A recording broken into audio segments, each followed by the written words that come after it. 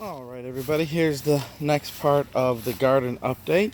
So the last time I showed you the video where I was putting these raised beds together, and now of course you can see that they're filled with dirt, and I've put the racetrack irrigation on the beds.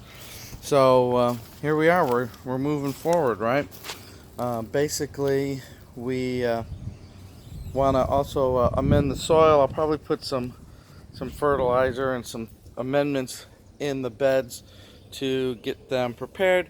Usually some garden lime, some fertilizer, some coffee grounds, just like I did in the other beds. Now, the difference with the other beds is that I had the compost soil, the mixed soil from the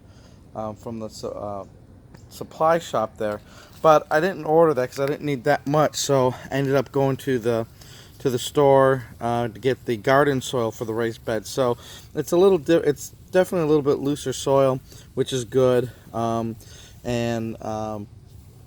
know, we'll put some amendments here to make sure it has the nutrients and all that it needs, because the bag soil is probably so.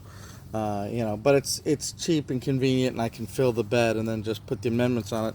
I'll probably put some wood chips on it. I still got some mulch, and I want to keep these from drying out, because as you can see, when the sun hits this all day long, this one's going to dry out real fast, just like potentially these other ones. So I need a cover on it so I can preserve the moisture. But anyways, yeah, I'll just kind of fix up this irrigation, test it out, and then we'll be ready to plant more things. I think here in this little box, I'll put the white strawberries over there. They kind of need something. They're kind of really suffering in that little container. But anyways, that's the latest update, and we'll talk to you later.